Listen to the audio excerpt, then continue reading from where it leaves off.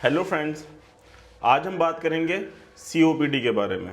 Chronic obstructive pulmonary disease ये है क्या, इसके होने के क्या क्या कारण होते हैं, ठीक है, इसके क्या क्या कॉम्प्लिकेशंस आ सकते हैं, इससे हम कैसे बचे रह सकते हैं और इसका एक घरेलू उपाय, ठीक है ना। आज इन्हीं सब चीज़ों के बारे में आज मैं आपसे डिस्कस करूंगा। मैं आपका अपना फैमिली डॉक्टर फैसल इमामी। चलिए वीडियो को शुरू करते हैं। सबसे पहले हम जान लेते हैं ये सीओपीडी होती क्या है। मेनली जो सीओपीडी है ये दो बीमारियों से बनी हुई एक बीमारी है। नंबर एक क्रॉनिक ब्रोंकाइटिस और नंबर दो एम्फाइजीमा।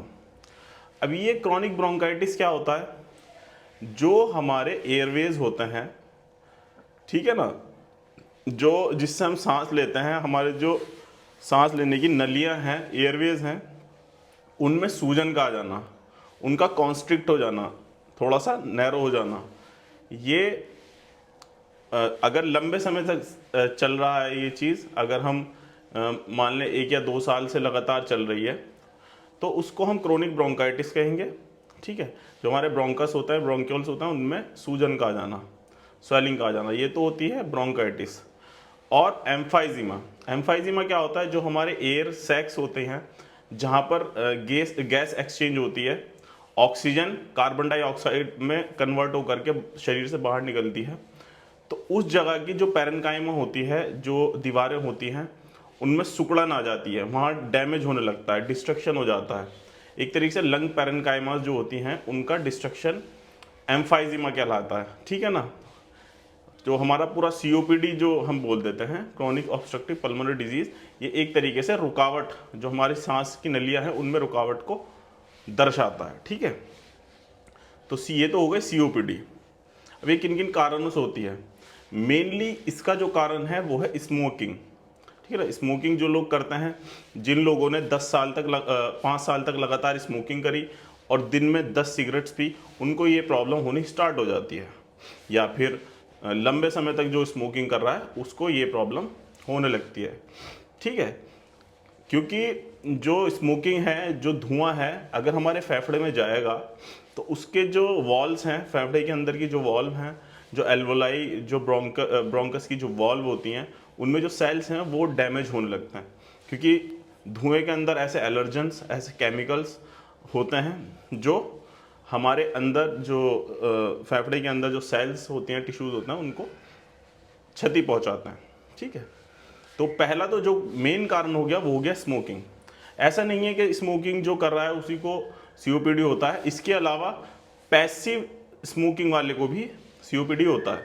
जैसे अगर कोई मेरा फ्रेंड बराबर सिगरेट पीता है और मैं पीता नहीं हूँ, मगर उसके पास बैठा हूँ, वो जो मुंह से धुआं निकाल रहा है उसको मैं भी इनहेल कर रहा हूँ, मेरे आसपास के फ्रेंड भी कर रहे हैं, तो वो भी कहीं ना कहीं नुकसान देता है, उससे भी सीओपीडी होने के चांसेस होता है, ठीक है। इसके अलावा हाईली पॉल्यूटेड एरियाज होते हैं, जैसे कि हमारे यहाँ पर दिल्ली है, तो दिल्ली में रहने वाले जो लोग हैं, अगर वो बाहर ज़्यादा काम करते हैं तो वहाँ इतना पॉल्यूशन होता है कि उनको भी सीओपीडी हो जाती है, ठीक है ना। तो हाईली पॉल्यूटेड एरिया में जो लोग रहते हैं उनको भी खतरा बना रहता है इस चीज़ का, ठीक है। इन कारणों की वजह से सीओपीडी होती है। या फिर कोई आदमी ऐसी फैक्ट्री में काम कर रहा है जहाँ पर धुएं का ही काम है, ठीक है, एलर्जेंस का ही काम है, तो उसमें भी सीओपीडी होने का खतरा रहता है, ठीक है। अब इससे बचे रहने का क्या उपाय है, ठीक है। इससे पहले, सबसे पहले हम इससे उपाय से पहले हम आपको ये बता देते हैं कि इसके कॉम्प्लिकेशंस क्या क्या आते हैं, सिम्टम्स क्या क्या आता है। सबसे पहली चीज़ आती है ब्रीथलेसनेस, ठीक है, सांस लेने में दिक्कत होना।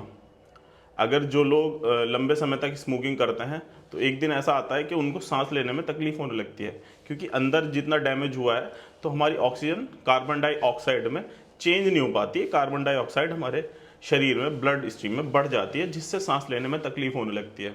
सबसे पहले क्या होता है कि स्मोकर्स जो स्मोकिंग 5 साल तक लगातार करते हैं, उनको चलने पे सांस फूलता है, कि अगर वो थोड़ा बहुत चल रहे हैं तो सांस फूलना स्टार्ट हो गया, ठीक है ना। ऐसे करते करते अगर वो बैठे भी हैं तब भी उनका सांस फूलने लगता है, ठीक है।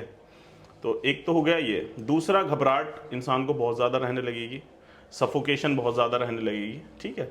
और सैचुरेशन डाउन आने लगेगा। अगर आप पल्स ऑक्सीमीटर से ऑक्सीजन देखेंगे तो अगर वो 90 से नीचे आ रहा है तो इसका मतलब समझ लीजिए कि आपके फेफड़े बहुत ज़्यादा परेशानी में हैं। ठीक है, ये सब चीज़ें कंडीशन आनी स्टार्ट हो जाती हैं।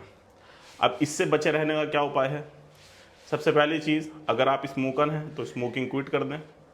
स्मोकिंग क्विट करने के 1-2 साल बाद आपकी कंडीशन रिवाइव हो सकती है, मगर ये बीमारी ऐसी है, अगर किसी को ज़्यादा प्रॉब्लम हो गई तो ये कभी सही नहीं होती। इसकी मेडिकेशंस इंसान को खानी पड़ती है लगातार जब तक वो जीवित रहता है। अदरवाइज़ अगर तुम्हारी कंडीशन बिल्कुल नई नहीं है, प्रॉब्लम अभी हुई है, तो हो सकता है वो रिवाइव हो जाए तो आप स्मोकिंग को क्विट कर दें। घर में कोई स्मोकिंग करता है तो उसको भी मना कर दें स्मोकिंग करने के लिए, क्योंकि अगर पैसिव स्मोकिंग में आप हो तो आपको भी खतरा बना रहता है COPD होने का। ठीक है, इसके अलावा आप हाईली पॉल्यूटेड एरिया में अगर रह रहे हैं तो आप घर से अगर बाहर निकलें तो मास्क लगा करके निकलें।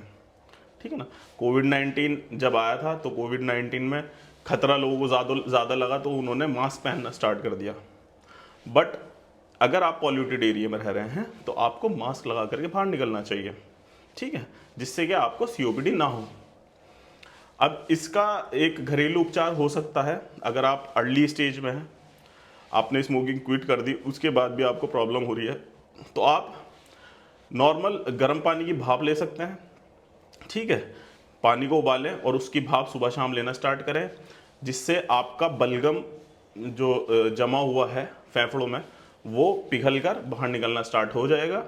अदरवाइज़ आप एक जोशांदा आता है, आप किसी भी शॉप से जो पंसारी की शॉप होती है वहाँ से जोशांदा लें, जोशांदे का एक पैकेट लें, उसको आप 1 गिलास पानी में इतना उबालें कि वो आधा गिलास रह जाए और उसका सेवन सुबह शाम करना स्टार्ट करें। इससे भी आपको फ़ायदा होगा। ठीक है ना, मेनली COPD एक जानलेवा बीमारी भी हो सकती है। अगर आप स्मोकिंग बराबर करते हो, स्मोकिंग नहीं छोड़ते, तो लास्ट में आकर के ये बीमारी जानलेवा भी हो सकती है।